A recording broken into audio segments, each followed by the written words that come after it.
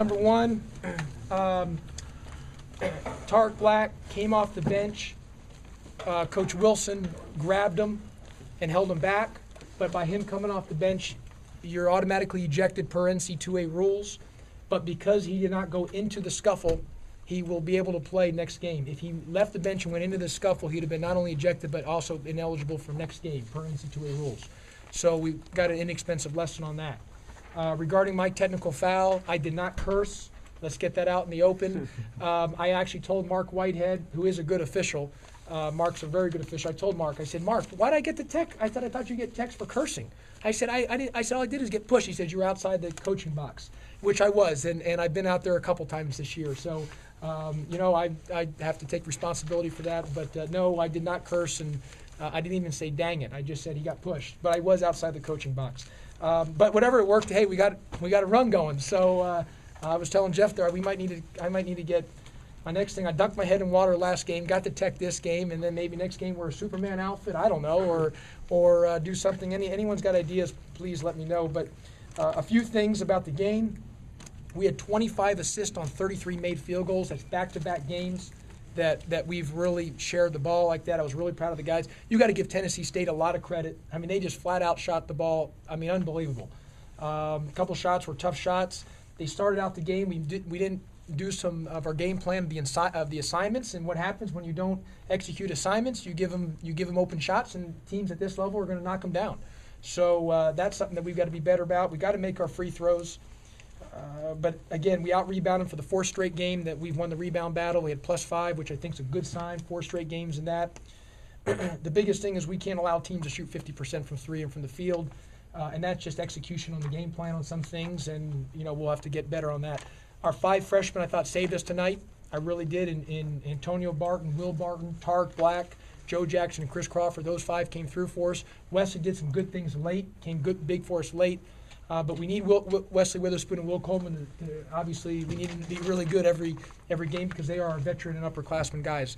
I believe in those guys. I got total confidence in them, and we just need them to step up and play great for us. And I know that they will as they continue to move forward. It's just one of those games where other guys stepped up for other people. DJ Steffens came in and gave us some good minutes, especially on the offensive glass as well too. Came in and got some putbacks. So bottom line is we're 11-2. It sure beats being 2-11. It sure beats being 10-3. We found a way to win.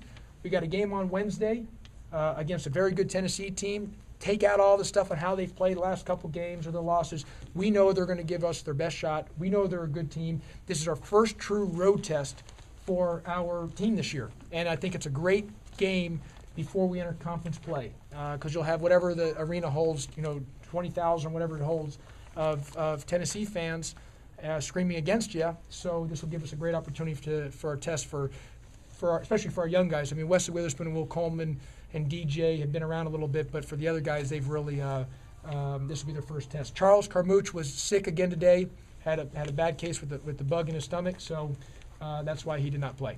How concerning is it that that's your number one priority on defense to stop the three, and then they come out smoking? Yeah, well, Jason, one of our goals, one of my pet peeves on defense is don't let teams shoot threes. That's one of my pet peeves. I can't stand letting teams shoot threes because the three-point line is not that far back. I mean, it's not that hard of a shot, and you can't get teams open threes. And that was the first thing on our scouting report is take the three out of the game. You have to be in their airspace. And we had some missed assignments on our game plan. Guys didn't execute what we wanted them to execute.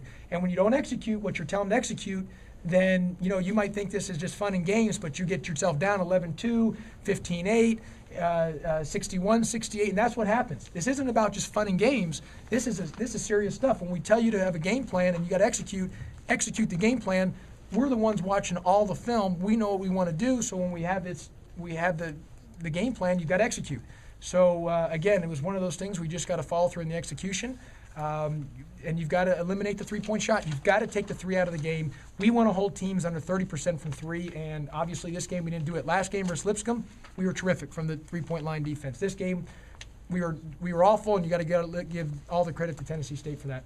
You didn't get much from your bigs, as you said, other than Tarek. Just talk about what you're able to exploit with him inside. They couldn't stop him. Yeah, the only thing Tarek couldn't do was, he missed some free throws, but he hit some big ones late. He did hit some big ones late. But you're right. He really came through for us. Was big. Was 9 of 11. He needs to continue to be better on the defensive glass, get some more rebounds for us. But he was a monster inside, and again, that was because of our ball movement.